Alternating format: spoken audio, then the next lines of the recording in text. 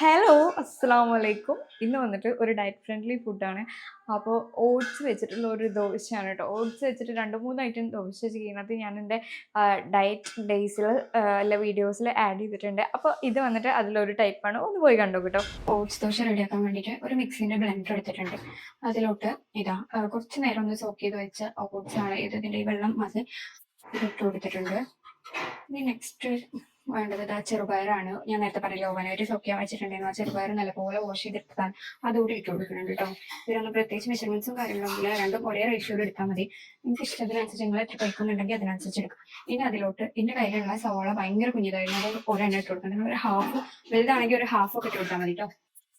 ഇനി നെക്സ്റ്റ് നമ്മൾ അതിലോട്ട് ആഡ് ചെയ്യാൻ പോകുന്നത് പച്ചമുളകാണ്. ഒരു പച്ചമുളക് ഒന്ന് ഫുള്ളായിട്ട് ഇട്ട് കൊടുക്കാനുള്ളൂ. ഇനി ആവശ്യത്തിനുള്ള ഉപ്പ് ഇട്ട് കൊടുക്കുന്നുണ്ട്.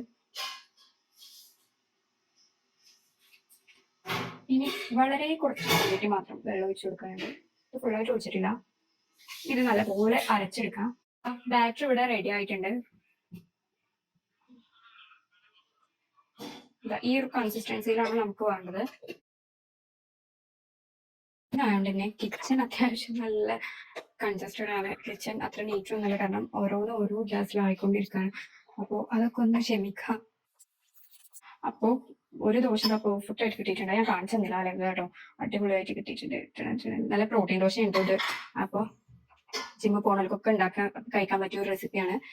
ഇനി നെക്സ്റ്റ് ദോശ നമ്മളിവിടെ ഇനി ഇത് അടച്ച് വെച്ചിട്ട് ഒന്ന് കുക്ക് ചെയ്തെടുക്കേണ്ടത്. ദോശ ഇവിടെ റെഡി ആയിട്ടുണ്ട്. നല്ല ആവി പരക്കുന്ന ദോശ. ഇന്നത്തെ നല്ല സോഫ്റ്റ് ആയിട്ട് പെട്ടെന്ന് തന്നെ വിട്ട് കിട്ടുന്നുണ്ട് കേട്ടോ.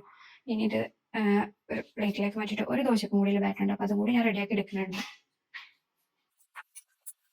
നല്ല സോഫ്റ്റ് ആയിട്ട് കിട്ടിയിട്ടുണ്ട് കേട്ടോ. ഓട്സ് ചെറുപയർ ദോശ ഇത് രണ്ട് രീതിയിൽ ഉണ്ടാക്കാം. ഒന്ന് നോർമലി നമ്മൾ ദോശക്ക് ബാറ്റർ ഉണ്ടാക്കണ പോലെ ഉഴുന്നൊക്കെ അരച്ചിട്ട് തലേദോശ ആക്കി വെച്ചിട്ട് ഫെർമെന്റ് ചെയ്തിട്ടൊക്കെ ഉണ്ടാക്കാം. ഇതിപ്പോൾ അങ്ങനെ ഒന്നും ഇല്ലാണ്ട് ഉണ്ടാക്കി എടുത്തിട്ടുള്ളത്. നല്ലൊരു ഡയറ്റ് ചെയ്യുന്നവർക്ക് പറ്റിയ ഒരു റെസിപ്പിയാണ്. ജിമ്മിലൊക്കെ പോകുന്നവർക്ക് ട്രൈ ചെയ്യാൻ പറ്റിയ ബെസ്റ്റ് റെസിപ്പിയാണ്. നല്ല പ്രോട്ടീൻ ദോശയാണ് കേട്ടോ. അപ്പോൾ ഇനി ഇതൊക്കെ സൈഡായിട്ട് എന്തെങ്കിലും കൂട്ടിയിട്ട് ഞാൻ കഴിക്കും. ഇതാണ് ഇന്നത്തെ ബ്രേക്ക്ഫാസ്റ്റ്.